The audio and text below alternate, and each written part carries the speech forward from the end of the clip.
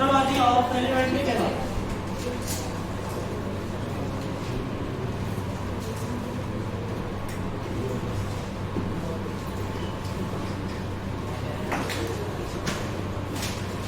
सिस्टोलॉजी of alimentary canal.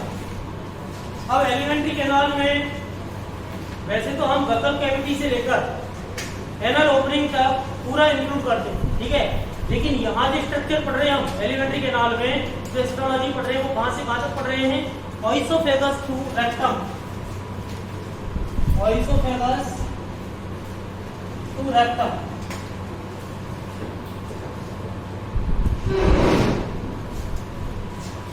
Wall of elementary canal from oesophagus to rectum possesses 4 layers. Wall of elementary canal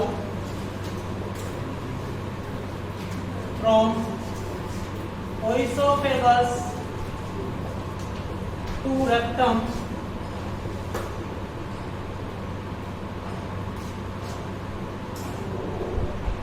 possesses 4 layers.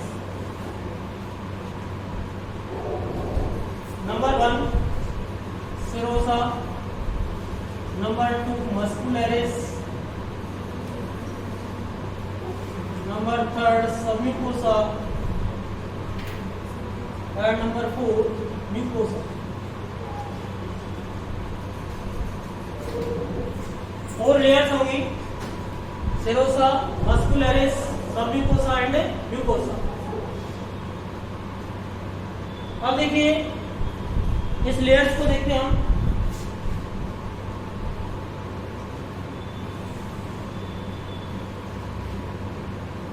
Outer most layer ये होगी serosa, thin layer होगी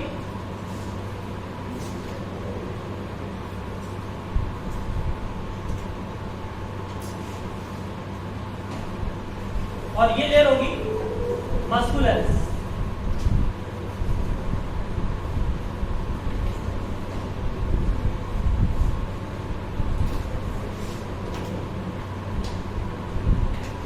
muscularis भी 2 part में divided होगा,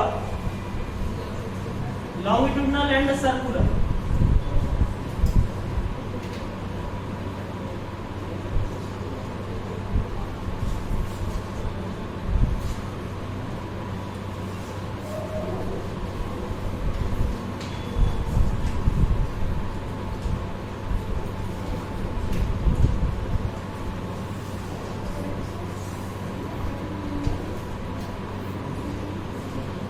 ये हो गया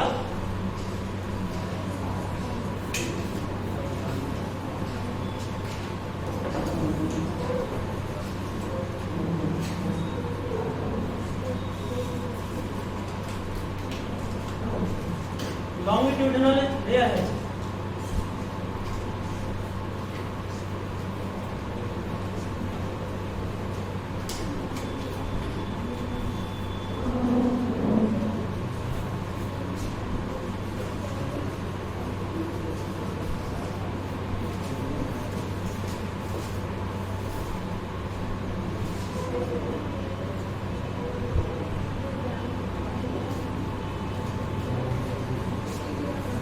और ये जो लेयर है मिड वाली, ये है सर्कुलर।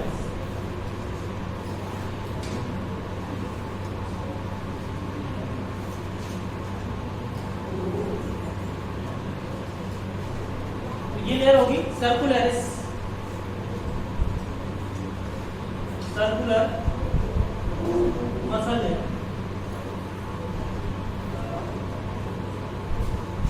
और यहां जो लेयर होगी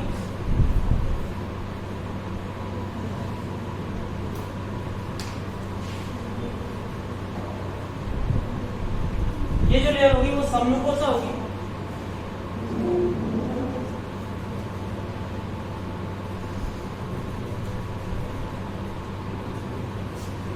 और इसके अंदर जो लेयर होगी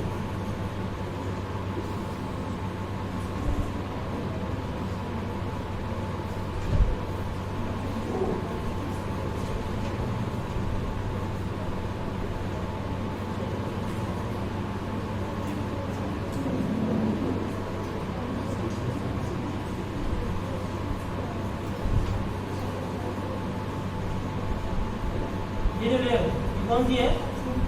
म्यूकोसा।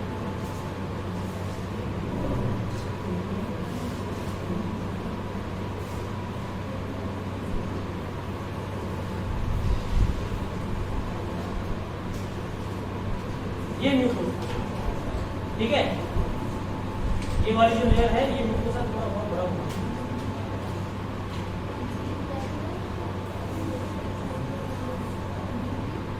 ये म्यूकोसा।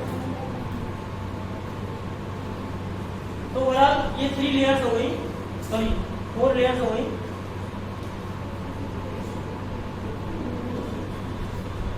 और ये ल्यूमेन हो गई।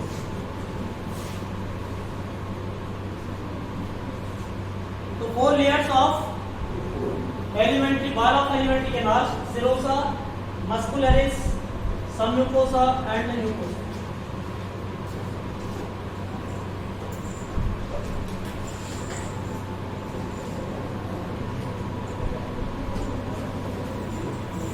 देखिए सेरोसा की बात कर रहे हैं तो serosa outer most layer of the wall of alimentary canal, outer most layer of wall of elementary canal.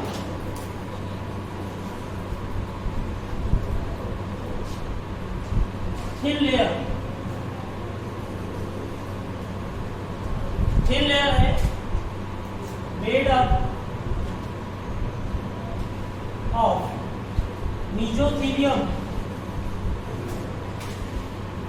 mesothelium होता है क्योंकि बाहर वाला लेयर है ये मेसोथेलियम, पेरिटोनियम, विसरल पेरिटोनियम वही है।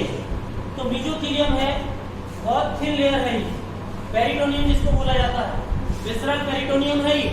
आउटर मोस्ट लेयर क्या है? विसरल पेरिटोनियम, मेसोथेलियम ये है। और इसके अंदर हमने बोला था फैटी टिश्यूज भी प्रेजेंट होते हैं, fatty tissues means plus lymph, और हमने इसको वहां पर क्या बोला था? मोमेंटम बोला था, ठीक है। तो अब यहां हम क्या कह सकते हैं? With connective tissue, with connective tissue. तो इसके अंदर कनेक्टिव टिश्यू भी प्रेजेंट होता है। It is thin layer of mesothelium, it is thin layer of mesothelium with connective tissue.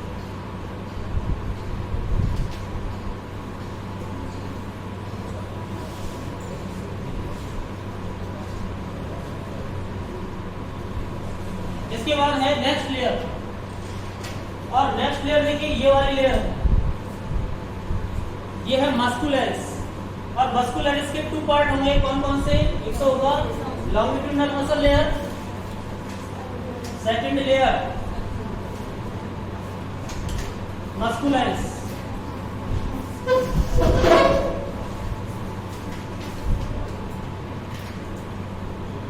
It is composed of, it is composed of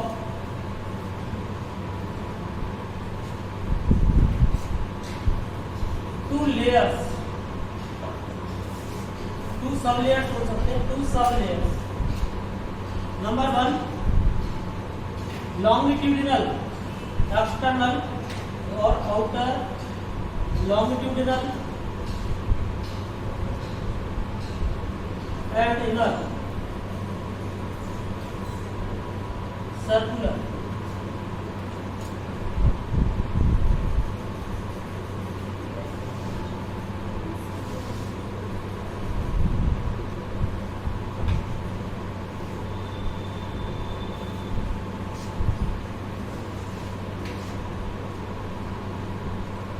outer longitudinal muscle layer और inner circular muscle layer.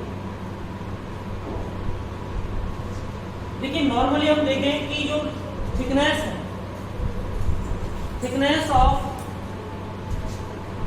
Muscle layer maximum कहां पर होगा? एक third layer और मिलती है जिसे बोला जाता है oblique muscle layer, which is present only in the wall of stomach.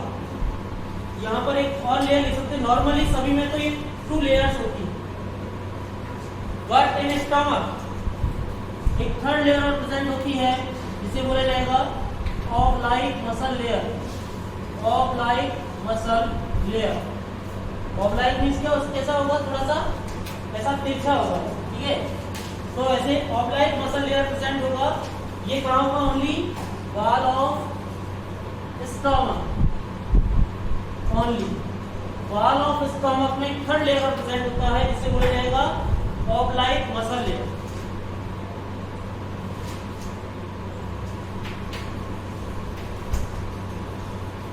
अब 3 लेयर प्रेजेंट है किसमें, मसल्स के स्टमक में। So the layer muscularis layer in stomach is very thick, सबसे ज्यादा थिकनेस होती है मस्कुलरिस की, वो सबसे ज्यादा कहां पर होगी, स्टमक में।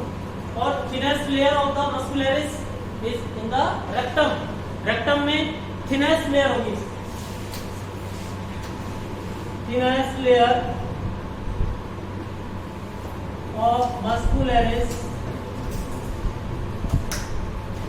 इन रेक्टम और थिकेस्ट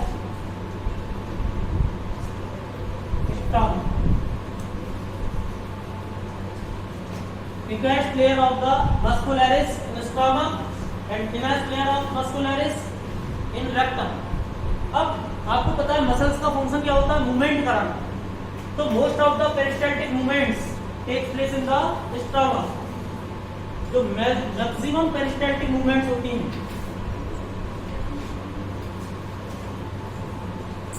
मैक्सिमम पेरिस्टाल्टिक मूवमेंट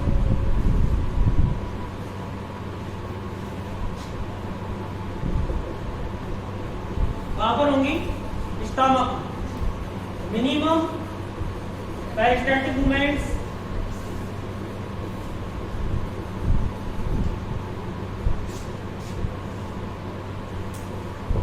वो कहां पर होंगी, rectum. Maximum peristaltic movements stomach में होंगी और मिनिमम पेरिस्टाल्टिक मूवमेंट्स रेक्टम में।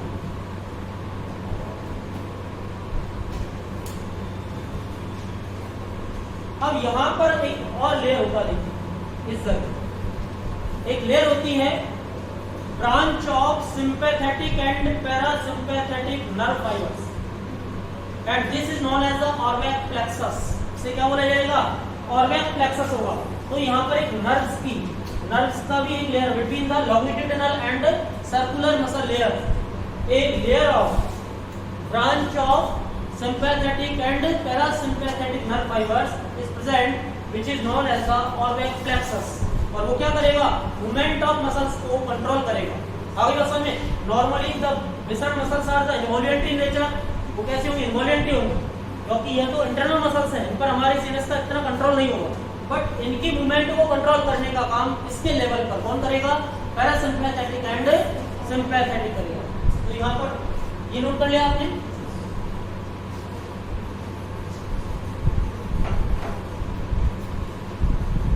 branches of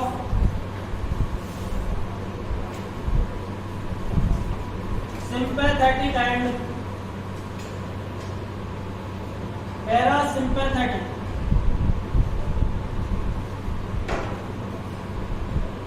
nerve fibers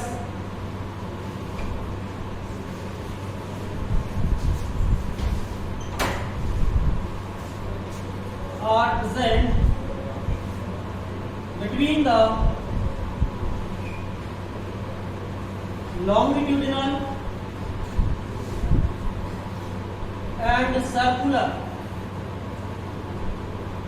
muscle layers. It is known as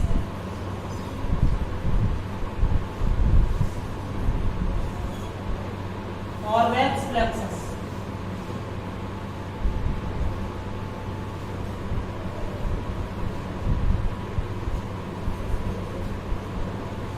Is known as orbic plexus. It controls the movements of the muscles.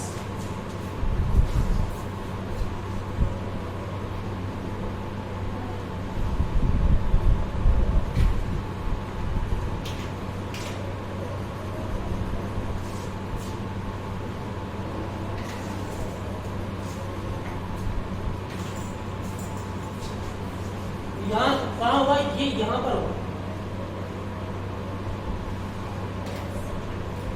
Next है submucosa.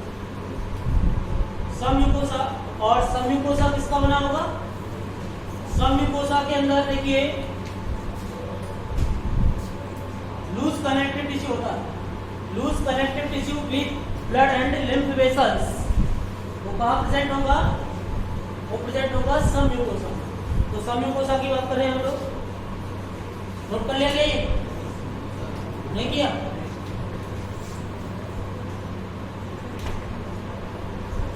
थोड़ा देखिए भाई, next है submucosa.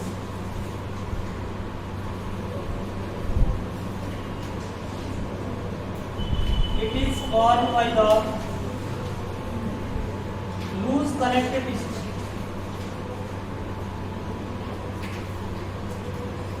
with nerves,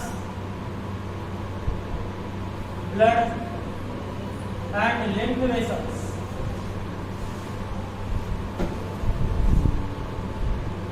किससे बना होगा? Nerves, blood and lymph vessels present होंगे कहां पर? सबम्यूकोसा।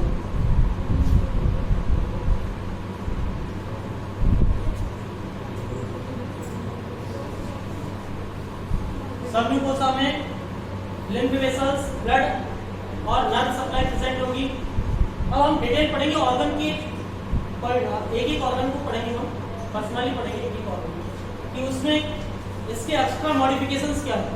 ये तो नॉर्मल लेयर हमने सबके लिए कॉमन बताई आपको, हम एक एक ऑर्गन को पढ़ेंगे कि ओइसोफेगस के अंदर उनके मॉडिफिकेशंस क्या है, उनके फंक्शंस क्या है, और स्टमक के अंदर वो कौन कौन सी ग्लैंड्स बना रहे हैं, इंटेस्टाइन के अंदर, डोडेनम के अंदर कौन सी ग्लैंड्स बना रहे हैं। तो अगर हम बात करें, यहाँ पर एक कॉमन क्वेश्चन पूछा जाता है, उसको मैं यहीं पर बता रहा हूँ आपको कि अगर हम बात करें डोडेनम की, तो submucosa of duodenum, in the submucosa of the duodenum Brunner's glands are present. और बहुत फेमस क्वेश्चन है ये नीट का, बहुत एग्जाम में पूछा जाता है। Brunner's glands are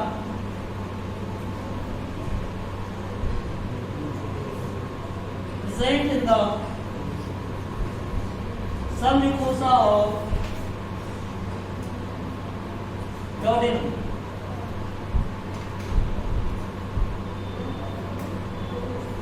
Brunner's glands present होंगी सबम्यूकोसा ऑफ डोडेनम। एक कॉमन सा क्वेश्चन है, मोस्टली पूछा जाता है एग्जाम में, बट ये मल्टी सेलुलर होती है। एक बात और ध्यान रखें इनके बारे में, ये मल्टी सेलुलर होती हैं और इनका सीक्रेशन एंजाइमेटिक नहीं होता। Enzymes are absent in this secretion. Brunner's glands are multi cellular glands. Brunner's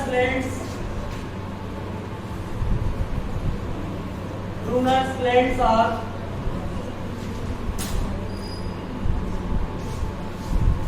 multicellular.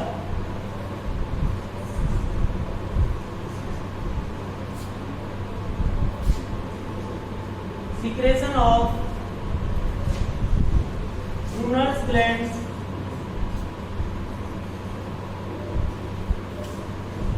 is non-enzymatic.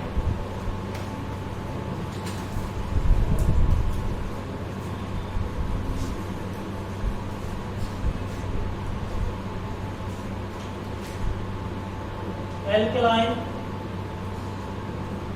secretion कैसा होता है यहाँ का? एल्कलाइन होता है।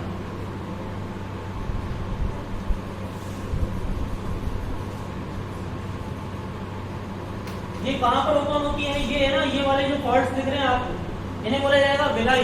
इंटेस्टाइन में क्या बोला जाएगा? विलाई। और विलाई के बीच में जो भी स्पेस होगा उसे बोला जाएगा क्रिप्स ऑफ लिवर कोन। क्या बोला जाएगा? क्रिप्स ऑफ लिवर कोन। तो जो ब्रूनर्स ग्लैंड्स होती है वो कहाँ पर होती है? क्रिप्स ऑफ लिवर कोन में ओपन होती है, ठीक है। और यहाँ पर और भी अदर ग्लैंड्स ओपन होती हैं। फिर इनका जो कॉमन सीक्रेशन होता है उसको कॉमनली बोला जाता है सक्कस एंटेरिकस।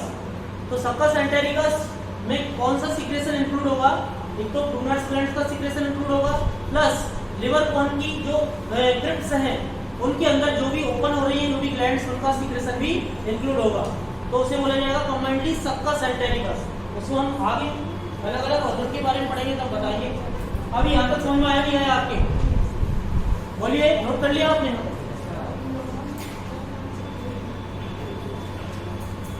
नेक्स्ट, ये तो हो गया है सबम्यूकोसा। इंपॉर्टेंट क्वेश्चन है ये नीट का। Do not glands present in the submucosa of the duodenum. बहुत ज्यादा फेमस क्वेश्चन पूछा जाता है। नेक्स्ट देखिए,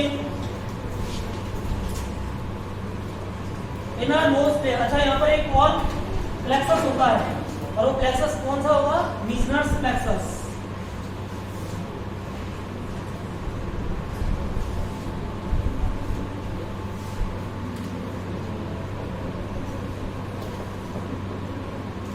मीजनर्स प्लेक्सस, और Meissner's plexus is present between the, ये कहाँ प्रेजेंट होगा? Circular muscle layer and submucosa. Between the circular muscle layer and submucosa. और ये भी क्या होगा? Branches of sympathetic and parasympathetic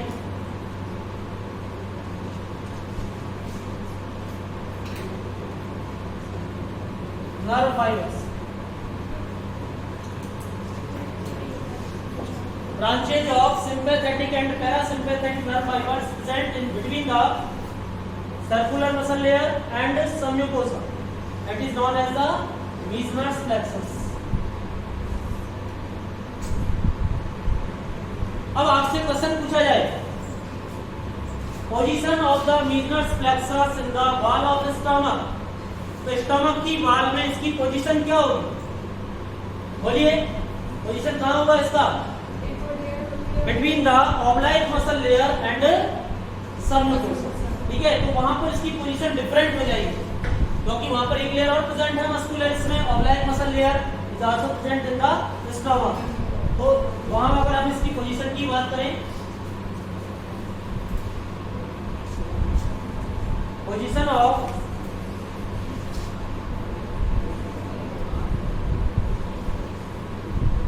Meissner's plexus in stomach, कहाँ होगा ये? Between the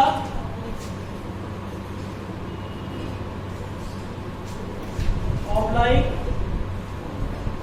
and submucosa.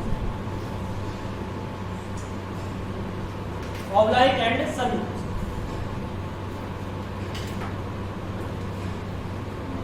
यहाँ तक सबके समझ में आया?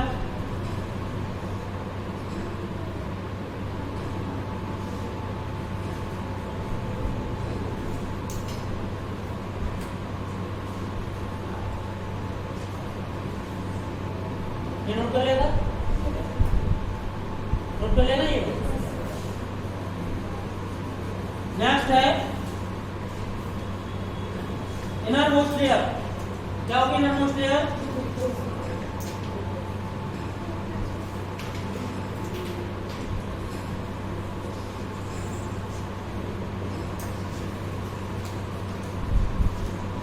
और ये क्या होगा? किसका बना होगा? ये इनर मोस्ट लेयर जो होगी मुकोसा किसकी बनी होगी? सिंपल स्क्वैमस, कॉलमनर है।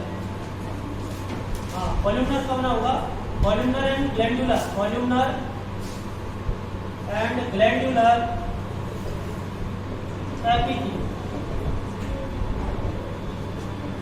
Columnar and glandular epithelium. Columnar इसकी साइज कैसी होंगी? Column like. इसे क्या बोला जाएगा? Columnar and glandular epithelium.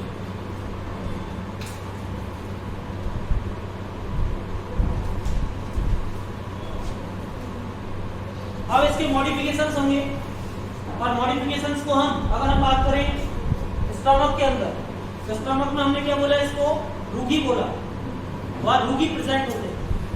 और इंटेस्टाइन की बात करें तो वहां पर विलाई होंगे, विलाई पर भी माइक्रो विलाई होंगे। ठीक है, हर्ट्स होते हैं वहां, और वो क्या करते हैं? Increase the surface area for the absorption of digested food. ठीक है, तो हम अलग अलग पढ़ेंगे सबके modifications, different modifications of different layers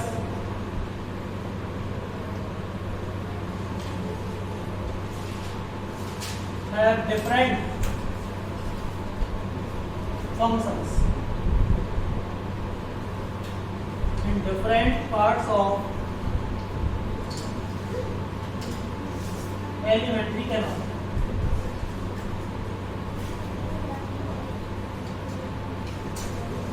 alimentary canal के डिफरेंट पार्ट्स में जो भी लेयर्स हैं उनके फंक्शंस भी डिफरेंट होते हैं और उनके मॉडिफिकेशंस भी डिफरेंट होते हैं।